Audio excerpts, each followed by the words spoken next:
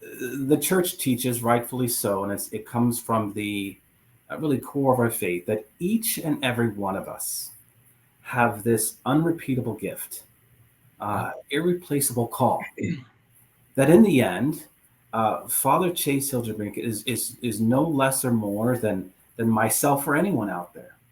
Right. And yet, the world has kind of, in a manner of speaking, or maybe we can say the United States and the Catholic Church of the United States, has put a spotlight, say, on your vocation because of your background. What do you say to a man who's discerning and says something like, Father, I don't have your story? Right. And behind that question is, I'm not you, or I'm not as good as you, or I don't have that background, or I can't be a hero like you, or that sort of thing.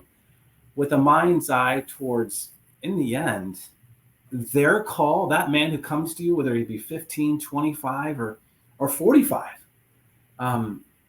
has a uniqueness and a drama, dare I say, that's no greater or no less than you. I see that you've got a Clemson banner in your background. You play college for, you play soccer for Clemson.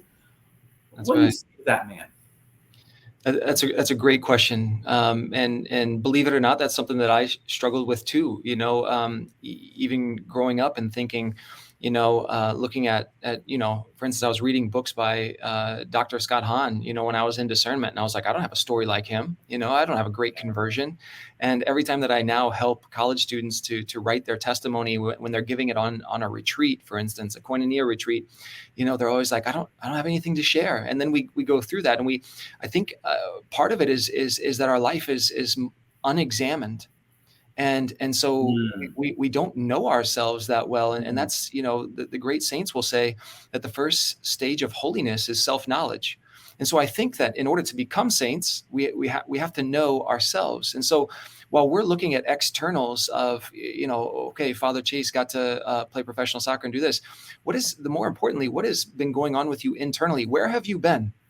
Where have you been? And what has God done with you within yourself? Yes, there is an attraction to the story that the Lord has written in my life because of some of the externals, the things that you can see. But the real story is about my life is what's happened inside of me. And the externals, certainly there's a sacramental nature to everything that we do in life, but that was just a sign of what was going on inside of me.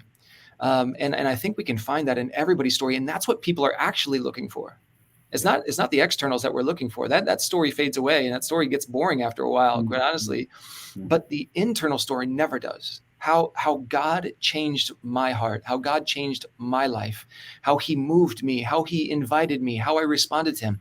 That is the story that people are waiting to hear. And I think we can all find that within ourselves. And maybe you need a spiritual director. Maybe you need someone to help you to have that deeper look within inside of you, to find that story. And the other thing that I would say about that is that the stories that we tell about many of the saints, even today, as we're filming this on the Feast of St. Joseph, St. Joseph didn't have a great story before he became the foster father of Jesus Christ, right? He was a guy who had a regular job. He had his own business. He lived in a small town. There was nothing really good, right? Really impressive, we would say, outwardly speaking. But the story that is impressive about him, the story that we tell today, and what people are inspired by, is what he did after he responded to the call of God. That's what makes the story exciting. Yeah. People, I'll be honest with you right here and now. I was not a famous soccer player. I mean, I was a professional soccer player. I was just but I was one of, I don't know how many thousands of professional soccer players there are in the world. And I was not known, as much as other players were. But I'm more known now. I'm more famous as a priest than I ever was as a soccer player. And why is that? Because, you can be a professional soccer player and there's a lot. But when God has done something within your life and we can see that there's been a transformation, now everybody wants to know that story. The world is dying to hear what God is doing inside of us, that God actually exists, that God actually moves the hearts of men and women. And so that's the story that I get to tell. Hardly ever, even when I go to schools or even talk to kids, hardly ever do they ask questions about my soccer story. They want to hear, what's gone on in my life since then. So I'll just say the ordinary becomes extraordinary when it's a response to God who invites. That's when the story really gets good. Mm, If I didn't become a priest and respond to God's voice, you and I wouldn't even be having this interview today, and you wouldn't know my story. yeah. I love that, Father Chase. I love that. I'm reminded of Francis Gajowniczek, the man that St. Maximilian Yeah, Kolbe prayed for. yeah, He once said, as he was touring the world to tell his story, that you know his story because of me. But what you have to understand about the man, St. Maximilian Kolbe, is really what you're saying right now. The interior drama, and he even used that phrase, the interior yeah, drama that was going on in his heart before he gave his life to me. So in essence, as you just said it so beautifully, it's awakening ultimately what's going on in the heart.